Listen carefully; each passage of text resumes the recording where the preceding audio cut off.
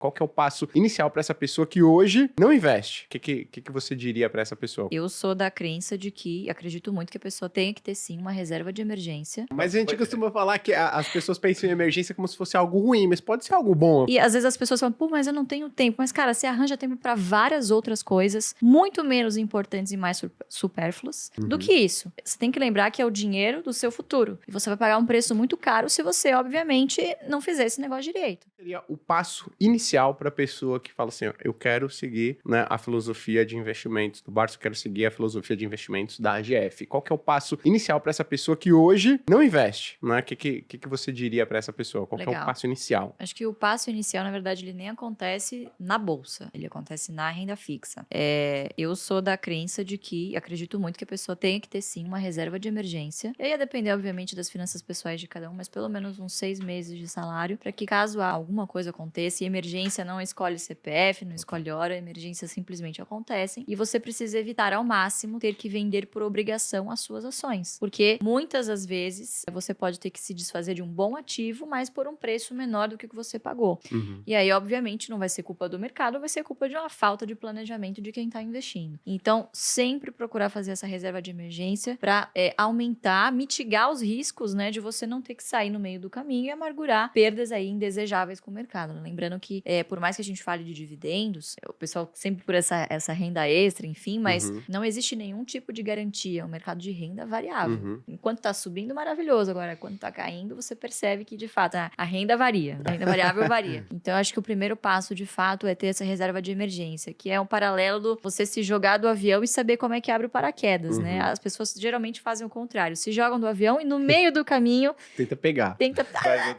Quando vai ver, tem super pouco tempo para ter margem de manobra, né? E acaba não sobrevivendo, né? Então, infelizmente, é o que acontece com a maioria das pessoas, né? Então, acho que esse seria o primeiro passo. Ser conservador e ter ali um dinheirinho na sua renda fixa. Você tem? Eu tenho também. Então, poxa. E não fica na minha corretora, porque é uma tentação. Fica aquele dinheiro paradinho ali, vai matar a Ezinha, depois eu devolvo. Essa é uma boa dica. Você tem a sua reserva de emergência separada. Isso, eu tenho a minha reserva de emergência separada. Num banco enfim, também. Como é uma emergência, e assim, às vezes as pessoas ficam tentando mendigar, 1%. Eu vou pra esse banco médio, que você não sabe nem a Basileia, não fez uma diligência prévia. Eu vou em busca de 104, 105, 106, 109, como, por exemplo, o que aconteceu agora com o Fundo de Reserva de Emergência do Nubank, né?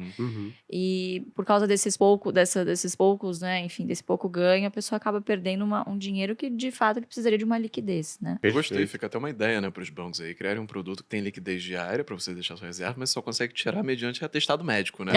Mas a gente costuma falar que as pessoas pensam em emergência como se fosse algo ruim, mas pode ser algo bom. Eu falo o seguinte, se você receber uma proposta, né, de trabalho fora do país, sabe? Se você quer fazer um curso fora, né? Poxa, e aí tá no momento ruim pra você resgatar suas ações, qualquer outros ativos que você tenha na carteira, pode ser uma boa você utilizar a reserva de emergência. É bom também, né? Então... Promoção de Kit Kat também. Kit Kat, né? Então, exato. Né? Agora, montei a reserva de emergência. Segundo passo. Legal. Segundo passo é começar a analisar, porque acho que o trabalho mais doloroso de você fazer no início é selecionar as ações que você vai acompanhar. Então, imagina um iniciante, nunca viu nada de bolsa, ele chega no universo de mais de 400 empresas listadas e qual perspectiva que você vai ter que essa pessoa vá analisar? Imagina, gente, nunca. Então, eu selecionaria pelo menos, no máximo, umas 5 boas empresas para você monitorar. E por que isso? No início, dificilmente você vai conseguir acompanhar muitas empresas. Eu tô no mercado desde 2014, eu trabalho desde 2012, eu tenho 15 empresas na minha carteira e já tô no meu limite, assim, não consigo acompanhar mais do que isso. Então, se você quiser fazer um stock picking, que é uma carteira ativa, ou seja, você selecionar suas próprias ações, eu focaria em 5 empresas no início, né? E eu acho que esse é um erro muito comum, a pessoa tem R$1.000 e o que ela faz por desconhecimento ou insegurança? Divide em 20 papéis ao mesmo tempo e aí o que acontece? Ela não gera nem fluxo de dividendos capaz de comprar no fracionário, ou seja, ela não gera renda suficiente para reinvestir e tampouco vê rentabilidade na sua carteira, porque você está tão pulverizado ali que, enfim... Ibovespa. Exatamente. Seria mais fácil comprar um ETF, né? Uma pena que é um mercado ainda pouco desenvolvido, mas acho que estamos caminhando para isso, né? Sim. Então, eu selecionaria 5 boas empresas para acompanhar e ir alternando essas compras frequentes.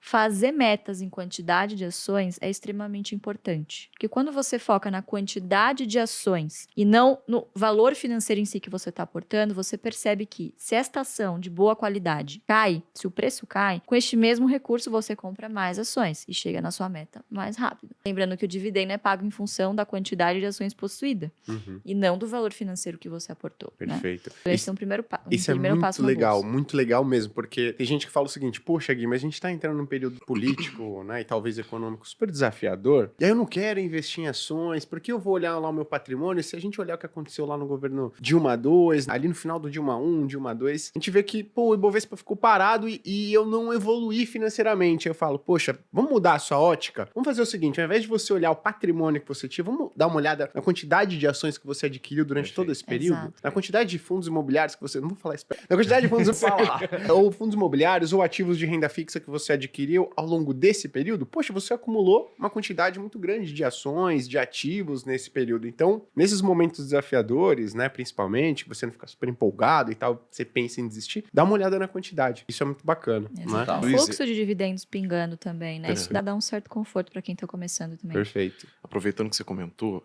você falou para escolher boas empresas. O que é uma boa empresa, na sua opinião? Legal, Fabião, basicamente o que a gente procura, né? Se a estratégia se chama carteira previdenciária, qual que é a premissa principal? Bom, você precisa ter ativos na sua carteira que, claro que não existe nenhuma garantia e empresas ao longo do caminho passam por dificuldades, nada garante que ela vá se perpetuar. Mas você precisa escolher ativos de maneira que os seus negócios tornem mais provável que essa empresa perdure por 10, 20, 30, 40 anos. Você está pensando aqui, afinal, em longo prazo. Então, esse é um dos critérios. Perenidade. O segundo critério, a gente vive num país que vira e mexe, você tem ondas inflacionárias fortíssimas. Então, você precisa de ativos que tenham poder de barganha de conseguir corrigir o preço dos seus produtos, pelo menos pela inflação, né? Ou ter um custo reduzido abaixo da inflação, enfim, tem esse tipo de vantagem competitiva. E terceiro, de novo, a gente está falando de uma carteira previdenciária. No futuro, você vai querer um patrimônio que te gere renda. Então, empresas que não só gerem um fluxo de caixa saudável, como consigam também continuar investindo, manter os seus negócios, os seus CAPEX, enfim, inovação, sempre muito importante, e remunerar muito bem o seu acionista. Então, quais são, geralmente, claro que não dá para generalizar, não é só fazer o filtro dos 5 setores e sair comprando qualquer coisa, porque, claro que existem exceções. Mas a gente sempre fala muito do BEST. O que é o BEST? É um acrônimo maravilhoso que um aluno nosso sugeriu e a gente apelidou e pegou pra gente, que são os 5 melhores setores para você começar a analisar para uma carteira previdenciária. BEST: bancos, energia, seguros, saneamento e telecom. Perfeito. Repare que todas elas são empresas de serviço cujos boletos no final do mês você não consegue escapar.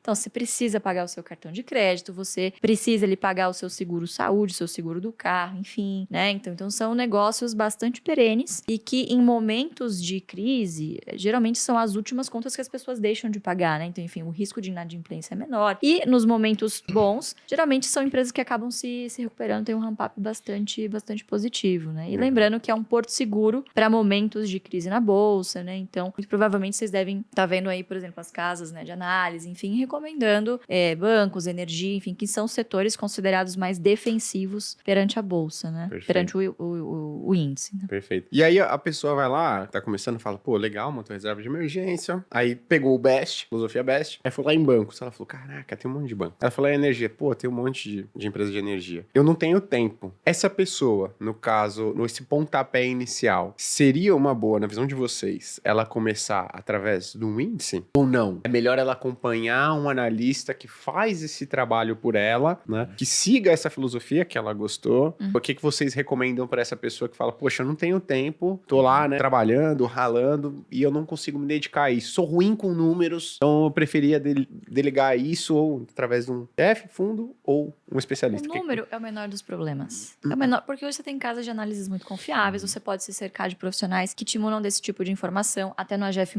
a plataforma. Enfim, você tem vários serviços que te dão ali, te cospem um valor justo e você vai saber se tá caro ou tá barato.